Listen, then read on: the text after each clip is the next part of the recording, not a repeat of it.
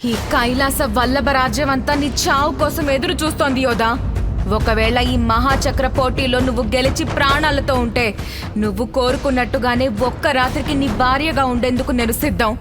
కానీ ఓడిపోయావంటే మాత్రం జీవితాంతం బానిసలా నా అంతఃపురంలో పడి ఉండాల్సిందే.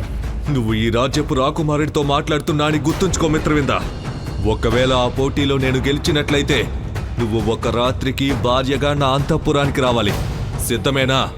ఇంతకీ ఎవరి యోధ మహాచక్ర పోటీలో 1000 కిలోల బరువున్న స్తంభాన్ని ఎత్తి మహాచక్ర పోటీలో గెలవగలడా, లేదా రాజ్యంతో పాటు రాకుమారిని కూడా కోల్పోయి ఆమె అంతఃపురంలో బానిసలా బతకాల్సిందేనా? ఆత్మలు, మంత్రాలు, సాహసాలతో అనుక్షణం మలుపులు తిరిగే ఓ అద్భుత కథ వింటూనే ఉండండి. అది ప్రపంచంలోనే అందమైన కైలాస వల్లభ రాజ్యం. దానికి రాజు రణసింహ, రాణి ఝాన్సీ. ఎన్నేళ్లు గడిచినా వాళ్లకు సంతానమే కలగలేదు. నేనేం పాపం చేశానమ్మా? ఈ రాజ్యానికి రాణైనా కూడా సంతానం లేదన్న ఒకే ఒక్క కారణంతో అందరూ నన్ను చులకనగా చూస్తున్నారు. నా భర్తను కూడా మగతనం లేనివాడని నిందిస్తున్నారు. ఈ రాజ్యానికి వారసుడిని ఇవ్వలేక అందరితో మాటలు పడే కంటే ఈ రోజే నీ ముందు ప్రాణాలు విడుస్తాను అంటూ ఆ రోజు భద్రకాళి ఆలయంలో రాణి ఝాన్సీ అమ్మవారికి తన కష్టాన్ని చెప్పుకుంది. ఉన్నట్టుండి అక్కడి వాతావరణం మారిపోయింది. ఆత్మహత్యకు సిద్ధపడిన ఝాన్సీని ఒక చేయి పట్టుకుని ఆపింది. ఏం చేస్తున్నావు ఝాన్సీ? చావు నీ సమస్యకి పరిష్కారం కాదు. ఇంకో 10 నెలల్లో నీకు పన్నంటి బిడ్డ పుడతాడు. కానీ చెప్పమ్మా, ఆగిపోయావి? ఆ బిడ్డ పుట్టిన వెంటనే నీ భర్తకి ప్రాణగండం ఉంటుంది. ఇదేం కష్టం తల్లి. పిల్లలు లేకపోయినా నా భర్త నన్ను అపురూపంగా చూసుకున్నాడు. తను లేకపోతే ఈ రాజ్యం అల్లకల్లోలం అయిపోతుంది. దీనికి పరిష్కారమే లేదా? ఉంది. ఆ పిల్లాడి మొహం చూడకుండానే నువ్వు ఈ రాజ్యం వదిలి వెళ్ళిపోవాలి. లేదంటే నీ భర్త చనిపోతాడు. ఈ రాజ్యం నాశనమైపోతుంది. గారాబంగా పెంచాల్సిన బిడ్డను వదిలి వెళ్ళాలంటే గుండె పగిలిపోతోంది. తనకేదైనా కష్టం వస్తే నేనేం చెయ్యలేనా? అందుకో మార్గం ఉంది. నీ ఉంగరాన్ని అతనికి ఇవ్వు. ఆ తర్వాత అంటూ అమ్మవారు చెప్పిన మాటలకు ఝాన్సీదేవి మనసు కాస్త కుదుటపడింది. ఇంతకీ అమ్మవారు చెప్పిన రహస్యం ఏమిటి? ఝాన్సీకి ఏం జరగబోతుంది? అన్నట్టుగానే 10 నెలల తర్వాత ఝాన్సీకి పన్నంటి బిడ్డ పుట్టాడు. తనకు యోధ అని పేరు పెట్టారు. అది తెలిసిన రాజ్యమంతా సంబరాల్లో మునిగిపోయింది. కానీ అంతలోనే రాణి కనిపించడం లేదన్న వార్త విన్న రాజుగారి గుండె పగిలిపోయింది. ఎంత వెతికినా దొరకపోవడంతో తను చనిపోయిందని భావించారు. తన కోసం ఒక బ్రహ్మాండమైన సమాధిని నిర్మించారు. చూస్తుండగానే 18 ఏళ్లు గడిచిపోయాయి. యోధ కైలాస వల్లభ రాజ్యంలో మహావీరుడుగా పేరు పొందాడు. ఇక మహాచక్ర పోటీలలో గెలవడమే ఆలస్యం. ఆ పోటీలో ఇనుముతో చేసిన 1000 కిలోల బరువున్న స్తంభాన్ని ఎత్తి స్మృతి పీఠంలో పెట్టాలి. అలా చేసినప్పుడు ఆకాశంలో 9 నక్షత్రాలు కనిపిస్తాయి. అలా 9 నక్షత్రాలను సాధించిన వాడికే ఆ రాజ్యాన్ని పాలించే అధికారం ఉంటుంది. అప్పుడే రాజపురోహితుడు కంగారుగా రాజభవనంలోకి వచ్చి, ప్రమాదం మహారాజా, ప్రమాదం! నిన్న రాత్రి ఆకాశంలో మనకు దక్షిణ దిశగా ఓ తోకచుక్క కనిపించింది. అది రాకుమారుడికి మంచిది కాదు. తనకు ఏదో ప్రమాదం జరగబోతోంది. తను ఈ మహాచక్ర పోటీల్లో పాల్గొనకపోవడమే మంచిది. ఏం మాట్లాడుతున్నారు? ఈ మాట కోసమా నేను 10 ఏళ్లుగా కఠోర సాధన చేస్తుంది? ఖచ్చితంగా నేను ఈ మహాచక్ర పోటీలో పాల్గొనాల్సిందే అని జ్యోతిష్యుడు ఎంత చెప్పినా వినకుండా అతన్ని పట్టించుకోకుండా అక్కడి నుండి వేగంగా వెళ్ళిపోయాడు యోధ. మరుసటి రోజు ఉదయం మహాచక్ర పోటీలు మొదలయ్యాయి. రాజ్యంలో ఎక్కడ చూసినా పండగలాంటి వాతావరణం కనిపిస్తుంది. దేశ దేశాల నుండి ఆ పోటీలో పాల్గొనడానికి చాలా మంది రాజులు, వీరులు అక్కడికి చేరుకున్నారు. 1000 కిలోల బరువున్న ఆ రాతి శివలింగం 500 అడుగుల ఎత్తుతో చూస్తుండగానే కళ్ళు తిరిగేలా ఉంది. ఇతర దేశాల యువరాజులందరూ కేవలం 5-6 నక్షత్రాలు మాత్రమే తెచ్చుకొని ఓడిపోతున్న సమయంలో యోధ ఆ పోటీలో పాల్గొనడానికి మైదానంలో అడుగుపెట్టాడు. అది చూసిన ప్రజలందరూ యోధాకి మద్దతుగా గట్టిగా అరిచారు.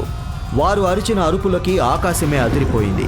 కానీ ఆ తర్వాత ఎవరూ ఊహించిన ఒక విపరీతం జరిగింది. యోధ ఆ రాతి స్తంభాన్ని ఎత్తుకుని పీఠం ఎక్కుతుండగా అకస్మాత్తుగా ఎవరూ ఊహించిన విధంగా అతని కాళ్లు తడబడ్డాయి, చేతులు పట్టుతప్పాయి. మరో అడుగు వేయలేక ఒక్కసారిగా కుప్పకూలిపోయాడు.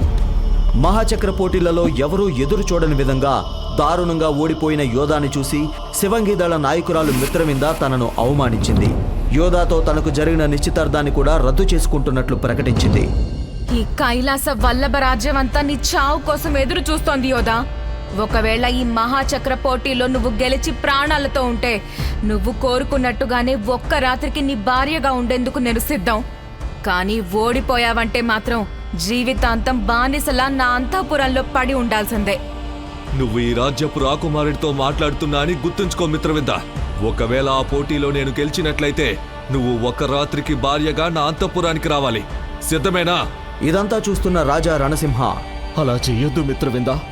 నువ్వలా చేస్తే నా రాజ్య ప్రజల ముందు నేను అవమానంతో తలదించుకోవాల్సి వస్తుంది అంటూ మిత్రవింద ముందు చేతులు జోడించి వేడుకున్నాడు.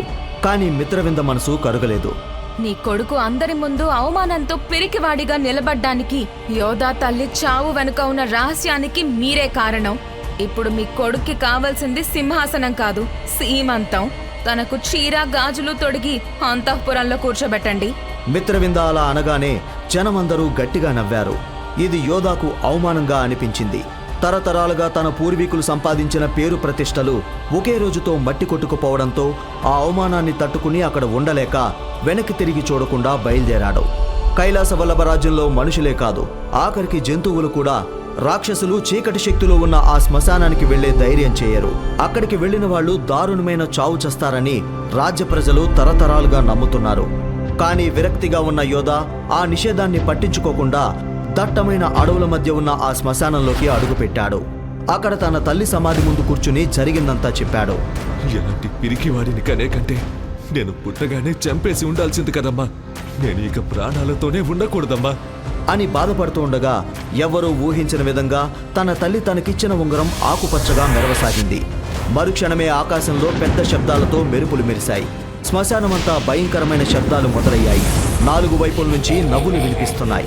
యోధా భయంతో చూస్తుండగానే అక్కడి పొగ నుంచి 10 అడుగుల పొడవున్న ఒక రూపం బయటకొచ్చింది.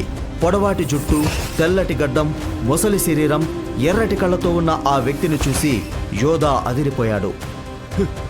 నా వైపు రాకు, ఎవరు నువ్వు అని యోధా తన శక్తులను తనపై ప్రయోగించగానే దాన్ని తేలికగా తిప్పికొట్టడమే కాదు, మరుక్షణమే యోధాను గాల్లోకి లేపి తిప్పాడు.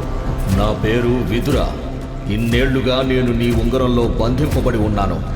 నీ తల్లి గురించి, తను మాయమవటం వెనుకాల రహస్యం గురించి నాకు బాగా తెలుసు. అంతేకాదు, నువ్వు మహాచక్ర పోటీలో ఓడిపోవటం, నిండు సభలో మిత్రవిందతో చేసిన అవమానం, దానికి నీ సవాలు అన్నీ తెలుసు. నువ్వు కనుక ఓ 3 షరతులకు ఒప్పుకుంటే 9 నక్షత్రాలు గెలిచి సింహాసనంతో పాటు మిత్రవిందను కూడా గెలుచుకుంటావు. సిద్ధమేనా?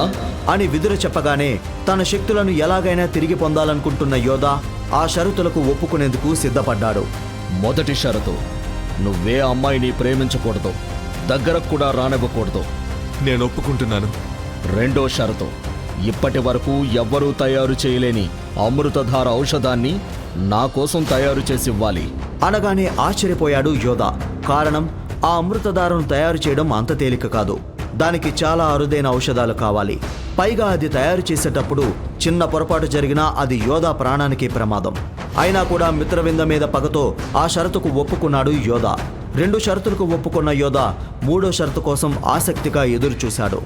చెప్పండి, మీ 3వ షరతు ఏమిటి అని యోధా అడగగానే విదుర యోధా వాళ్ళమ్మ తన కోసం రాసిన ఒక రహస్య ఉత్తరాన్ని చదవమని ఇచ్చాడు. అది చదివిన యోధాకు నోట మాట రాలేదు. ఇదే నా 3వ షరతు, మీ అమ్మ వెనకాల ఉన్న రహస్యం కూడా అని విదుర అనగానే అది విన్న యోధా తల మీద పిడుగుపడినంత పనైంది. విదుర యోధాకు చెప్పిన ఆ 3వ షరతు ఏమిటి? యోధా తల్లి బతికే ఉందా? ఉంటే ఎక్కడ ఉంది? విదుర యోధా ఉంగరంలో ఉండటం వెనుకున్న కారణం ఏంటి? అమృతధారను తయారు చేసేందుకు తను ఎలాంటి సాహసాలు చేయవలసి వచ్చింది? వీరుడైన యోధా మహాచక్ర పోటీలో ఓడిపోవడం వెనకాల ఏదైనా కుట్ర ఉందా? తన శక్తులను తిరిగి పొందగలడా యోధా? తనను అవమానించిన వాళ్ల ముందు మహావీరుడని నిరూపించుకోగలడా? మిత్రవింద చేసిన సవాల్లో యోధా గెలిచాడా? ఈ ప్రశ్నలకు సమాధానాలు తెలుసుకోవాలంటే నెక్స్ట్ ఎపిసోడ్ వినాల్సిందే. క్రింద ఇచ్చిన లింక్ ని క్లిక్ చేసి పాకెట్ ఎఫ్ఎం యాప్ ని ఇన్స్టాల్ చేసుకోండి. Stay tune to pocket FM.